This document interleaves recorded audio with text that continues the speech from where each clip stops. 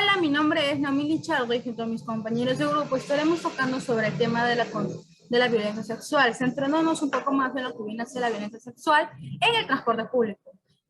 Como sabemos recientemente, los medios de comunicación demuestran que los asaltos sexuales en medio de transporte son la mayor preocupación que promueve la violencia de género y atentan diariamente al público en general durante su movilidad en la capital. Sabiendo esto, los asaltos proceden mayormente a las expresiones faciales y táctiles, la que se trata de priorizar alternativas para que establezcan un final para estos ataques. El acoso sexual en el transporte público es una de las principales razones por el cual se oye sobre el tema de la violencia, basada en el género y afecta lamentablemente con más frecuencia a las mujeres y a la población LGBT a la hora de movilizarse por la ciudad de Lima. Teniendo en cuenta que los casos a veces son más frecuentes, se ha considerado por ello buscar soluciones para poder disminuir la violencia sexual en Lima. El entorno del acoso en el transporte público, debe ser solucionado, ya que es una vergüenza para la sociedad y atenta contra los derechos de la mujer.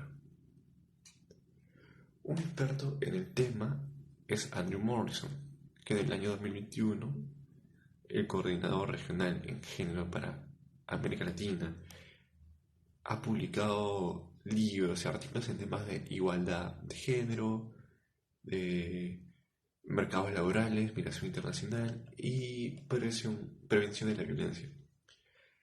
Por un lado, en una investigación del 2020 se encontró que en Lima, Callao, el 65% de las mujeres encuestadas han sufrido acoso sexual en el transporte público. Asimismo, ciertos entrevistados en el análisis consideraban que las miradas o los piropos son maneras de acoso verbal. Las gestuales podían ser malentendidas y el acoso físico constaba de tocamientos indebidos, frotamientos contra el cuerpo, roces corporales o exhibicionismo de la misma persona, ¿no? Que eso sucede en el transporte público.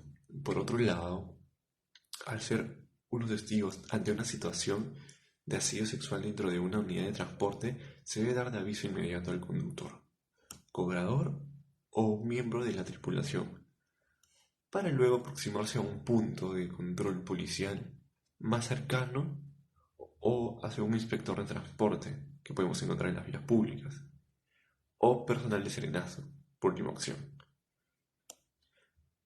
Además, ciertas capacitaciones e intervenciones basadas en ciencias del comportamiento podrían combatirse, y esto se caracteriza por resultados de bajo costo, fáciles de implementar, un impacto a largo plazo, y con eso podría lidiar de manera sistemática la problemática que representa el acoso en los autobuses. Un experto en el tema es Andrew Morrison, que en el año 2021, el coordinador regional en género para América Latina, ha publicado libros y artículos en temas de igualdad de género, de mercados laborales, migración internacional y prevención de la violencia. Por un lado, en una investigación del 2020 se encontró que en Lima, Callao, el 65% de las mujeres encuestadas han sufrido acoso sexual en el transporte público.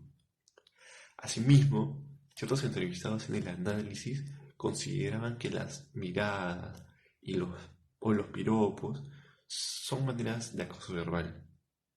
Las gestuales podían ser malentendidas y el acoso físico constaba de tocamientos indebidos, frotamientos contra el cuerpo, roces corporales o exhibicionismo de la misma persona, ¿no?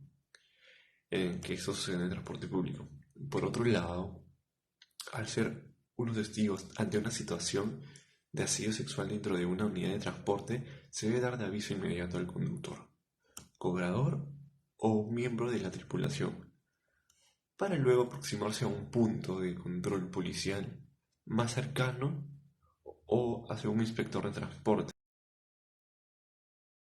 Las agresiones en medio de transporte deben combatirse en vista de que generan traumas psicológicos atacando los derechos humanos.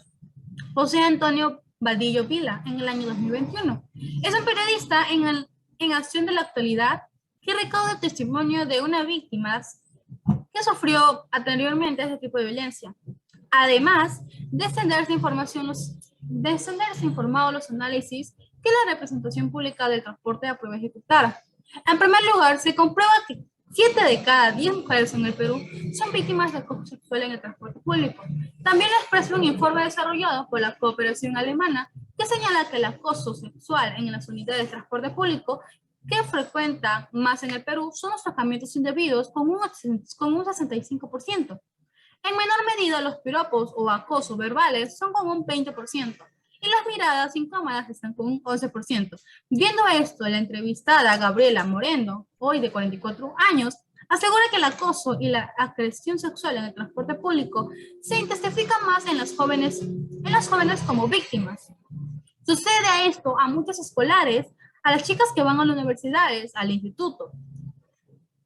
Pero, ¿qué pasa? Que el agresor, si ve que varias personas lo pueden enfrentar, se cohíbe y cuando uno está sola son más avesados.